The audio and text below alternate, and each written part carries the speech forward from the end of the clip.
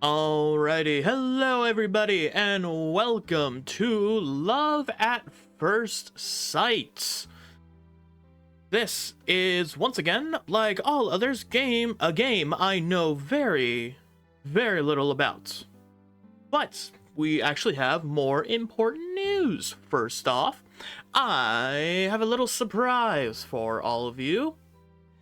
Check it out. Well, bam! Bam! Yep, look at this. I got a face. I'm right here. Hello. Hello. I'm right here. I look fantastic, don't I? Anyway, like I said, I know very little about this. Apparently, this is also a linear game, so may not be too many choices in this. Yeah. And if you see me looking over here instead of right here, I got all my recording stuff here, and I just want to make sure that everything is going fine. Because the last thing I need is like it to suddenly stop recording. But anyway, let's just jump right into this. I don't like how the text is sometimes changing. Hopefully it doesn't. Oh, hello. Oh, and the main character may or may not be a Cyclops. I pretty much saw that from the cover. It's early in the morning. This is the path I always take to get to school. I normally have to hurry, but today I'm taking it easy. I'm already fumbling over my words.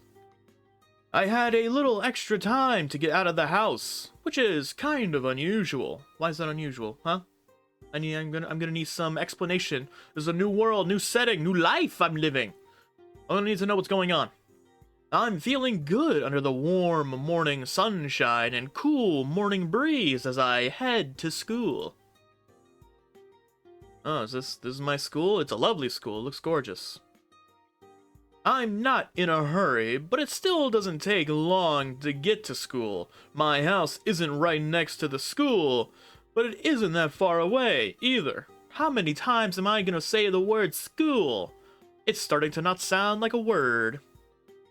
Even if I don't leave as early as I did today, I never have to run to get to school on time or anything. That's what I'm thinking as I change into my school slippers.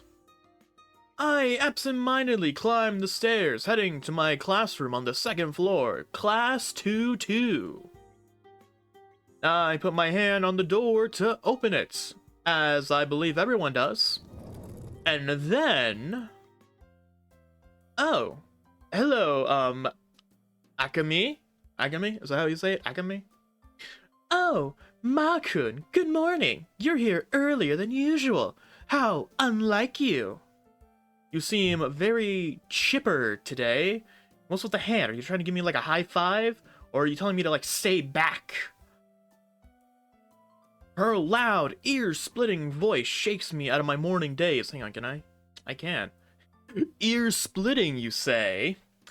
Oh, Ma-kun! I shouldn't do that. I should not do that. Her loud, ear-splitting voice. Good morning, Akemi. I really hope I'm saying that right. Akemi. I see you're getting a head start on being loud and obnoxious today. There's nothing wrong with being energetic.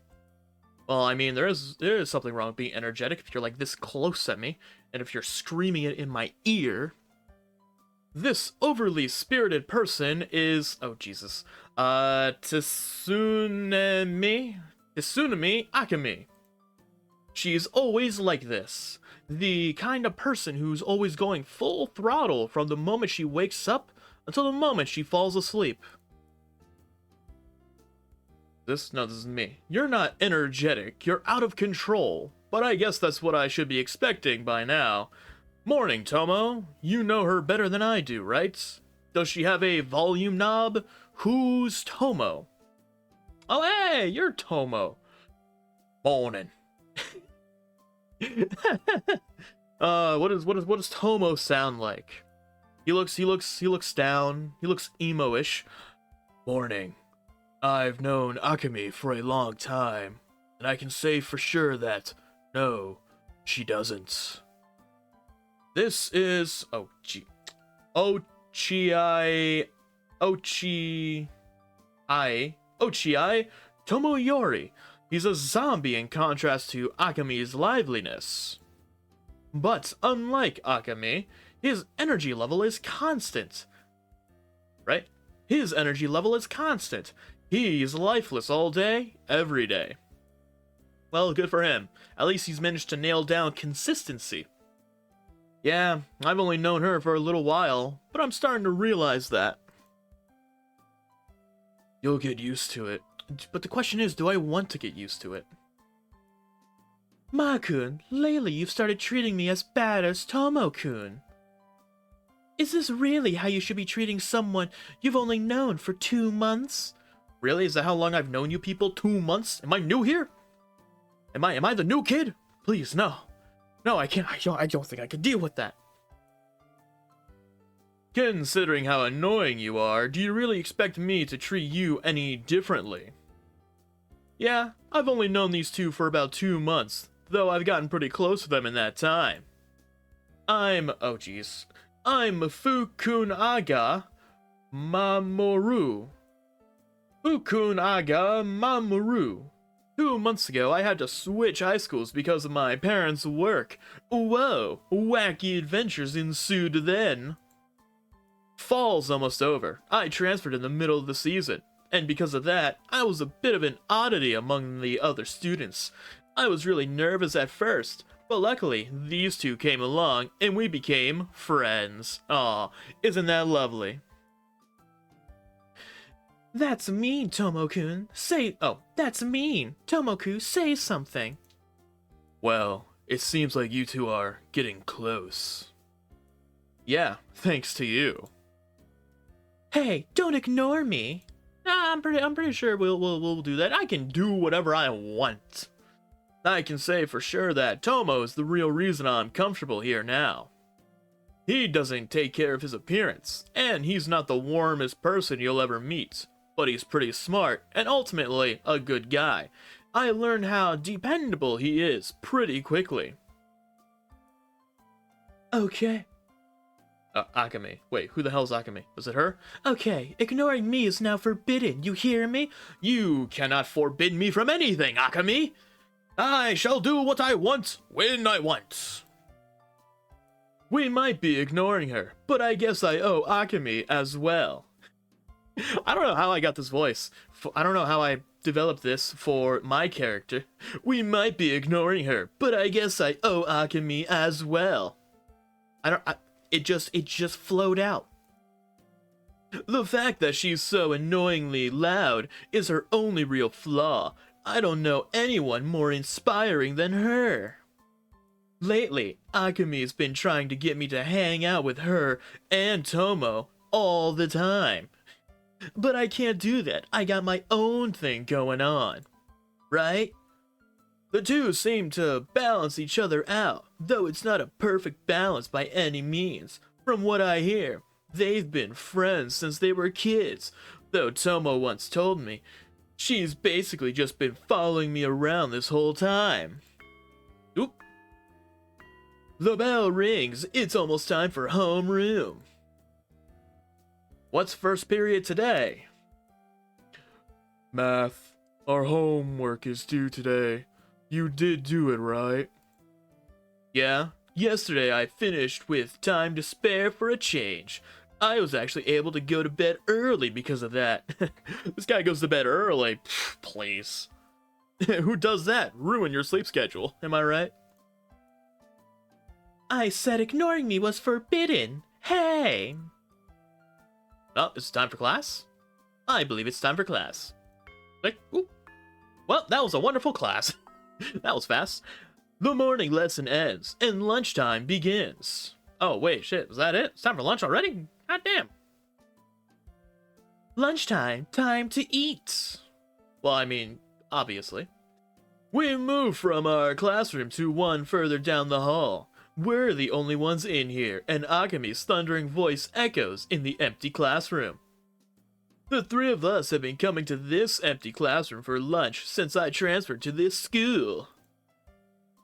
On the menu for today is Salisbury steak. Awesome. Oh god. I'm so hungry right now. Don't talk about food. Please, Akame, don't talk about food. What are you, a kid? Come on! Can you at least lower the volume during lunch? Tomo, help me out here. After a moment, Tomo replies, "What do you want me to do?" Then he sighs and snatches Akame's chopsticks from her. Hey! Then, as Akame opens her mouth to protest, Tomo shoves a piece of Salisbury steak into her mouth. Ooh. They seem to have a very close relationship, but the question is, how close, Are they hiding a certain relationship from me? Well, I mean, they wouldn't be hiding it, but I've been here for 2 months. I don't know anything about them. Didn't they say they were childhood friends? I don't know. My memory is that of a goldfish right now. She seems to have forgotten anything she wanted to say when the food entered her mouth, and she quietly chews it. Her mood improves a moment later, and her expression dissolves into bliss as she chews. She really is an airhead. I'm not her keeper, you know. Could have fooled me. Who else could hold back that freight train of a girl? You think I can hold back a freight train? Okay, maybe not. Exactly! Akame cries, spewing food everywhere. Then, realizing what she just did, she hastily closes her mouth and swallows. Oh god, Akame. Say it, don't spray it. I'm the #1 most cheerfulest girl in town. Tasumi Akame-chan. I think I said that right. And with that, she goes back to eating her lunch. I guess she can't stay quiet for long, no matter what she's doing. The most cheerfulest girl in town? I don't think you have any competition for that title. No kidding, she's one of our school's celebrities. Oh god, I'm eating lunch with a celebrity? Awesome! How is my popularity not skyrocketing? Tomo starts to eat his own lunch. Seriously? One of? You mean there's more? Yeah, our high school has a lot of unusual students. There's a lot of rumors floating around concerning our school, it seems. Wow, what other kinds of celebrities are there? You don't know about any of them? Well, first there's... Tomo takes a quick glance at Akame, but she seems to be lost in her own food-induced paradise. She's not even listening to us anymore. Lucky. She gets to eat. Well, there's a lot of them, but if you really want to know, I'll tell you later.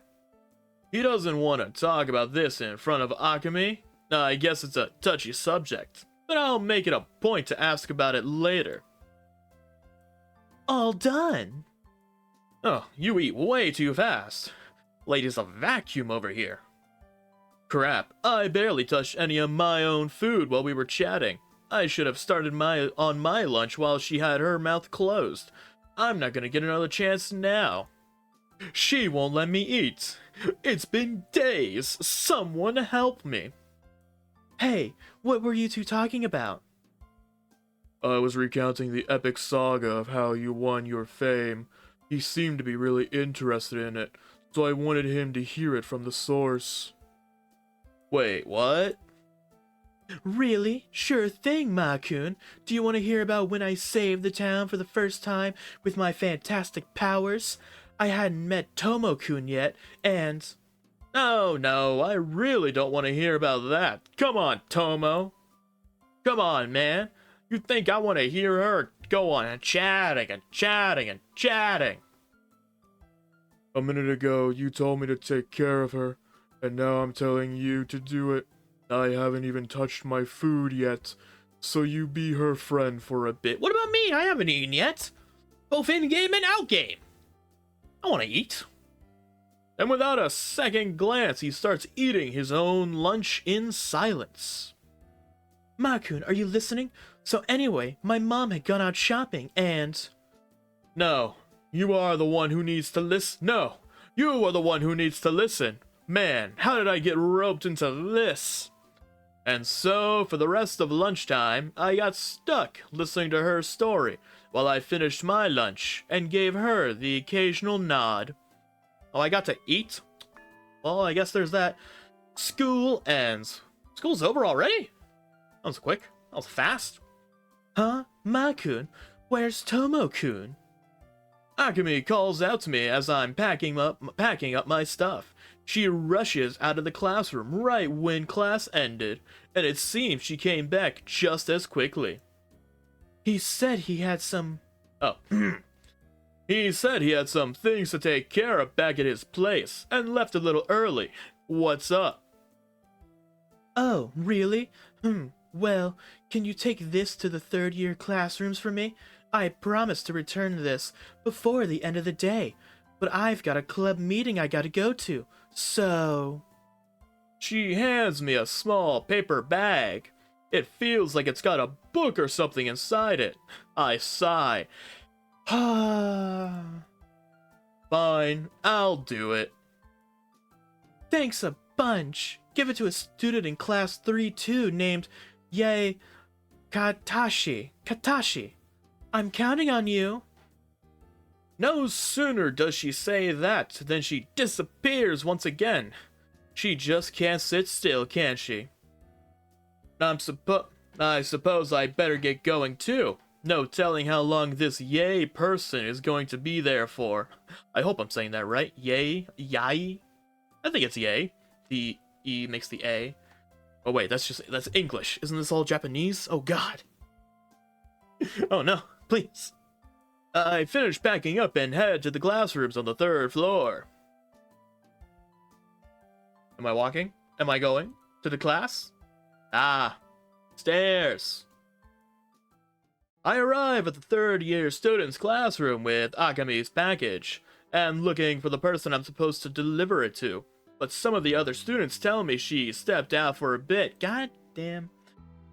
How am I ever gonna deliver this package now? They say she'll be back soon, and that I can just wait here for her. But 10 minutes pass, and she's still nowhere to be found. Maybe I should have one of the other people here give it to her and just go home. School's over, and most of the students have been at their club activities for a while now. While I'm waiting in the 3rd-year classroom, the other students file out, and the school grounds slowly become devoid of life. The noise of daytime activity has all but disappeared. I feel like I'm in detention. I want to go home already. You and me both. Am I all good? But where to? Am I going home? Giving up, I leave the classroom and turn toward the stairwell. My classroom is on the 2nd floor, and I usually don't spend any time up here. The layouts of the 2 floors are pretty much identical, but somehow I feel like this is some alternative dimension. And just as I'm about to descend the stairs, I start to hear what I think are sobs coming from nearby. Well, that's not good. Honestly, I just avoid it, you know? Just turn around, go down a different stairwell. Not my problem. I ain't got the time for it. I gotta go home. I gotta eat. I got dinner. ... question mark? Now, I figured I was alone and had relaxed because of that. But the sudden sobbing catches me off guard, and I freeze. I hold my breath and strain my ears. It's not my imagination. Someone nearby is crying softly. Again, not my problem. Hearing someone crying in an empty school building sounds like the beginning of a horror story. Exactly. All the more reason not to get closer. What am I saying? This isn't a horror story. Not yet. School might be over, but that sun hasn't gone down yet. Finding some else in the building isn't that strange. Finding someone else in the building isn't that strange. Well, I say that, but this situation isn't exactly normal either. The sobbing continues. It sounds like it's coming from the next floor up. Wait, I thought I'm already on like the 3rd floor. Does this place have a 4th floor? I don't know the layouts of schools like this. It's quiet, but it reverberates off the narrow stairwell's walls. It's definitely coming from the floor above me, though I didn't realize it until now. But this building only has 3 floors. The only thing above me is the roof, right? School is over. The door to the roof should be locked by now, but I can still hear the crying. Perhaps they're crying because the door to the roof is indeed locked. So there's no way it could be coming from there. But if the door is locked, that means the way up is just a dead end. Now I can't just walk up there to check and claim I happened to walk by. You know a good solution to this? Going away, not even bothering. But before I can think it through, my curiosity has me turning around and heading back up the stairs. God damn it. I climb step by step up the stairs as quickly as I can, though I can't help but make a little noise. I'm a very loud person. I have a clunky footsteps. As I get closer to the source of the sobbing, I begin to hear it more clearly. There's just one voice, and judging by the sound of it, it's a girl's. A girl? I can't talk to them. It feels like I'm climbing up 10 stories, but it only takes a few seconds, and suddenly, I'm almost at the landing.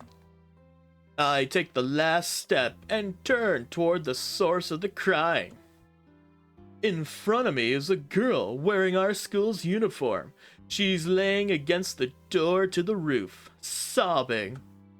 And now we gotta, comfort her, console her. Now we gotta do this whole thing. You see what I mean? We should have just left. The girl hears me walking toward her and starts shivering as she turns her head toward me. Nothing up to this point has been too out of the ordinary, at least until I saw her face. What? Alright.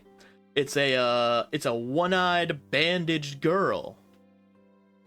But the real question is she also a flying purple people eater? Huh? Huh? Question mark exclamation point. Whoa. The girl stares at me with her single eye, her face sopping wet from crying. And I don't mean that she was missing an eye. She literally had one giant eye in the middle of her face. Suddenly, she registers that I'm standing in front of her, and she jumps, drawing her limbs into her body. Hey, yo, I ain't no threat, promise. I'm just investigating. I shouldn't be, but I'm just investigating. A bit of light reflexes off the unwiped tears near the wide open eye. I can tell by the way she's looking at me that she's terrified, as she should be. For I am a stranger. I'm just gonna stop right there. She's not the only one, though. Ah! One-eyed monster! Cyclops! Without really understanding what I'm looking at, I stare at her, unmoving, and she does the same. She's wearing our school's uniform, but is she really a student here? Find out next time. Find out next time on One-Eyed Freak. Ah, that's a little rude. I barely know. Oh, God. Okay, not only is she bandaged, but she's also got tattered clothes. Oh, she's even bleeding a little. Huh. I suddenly feel a little bad for her. Huh. I probably shouldn't have been calling her a freak, should I? Oopsie.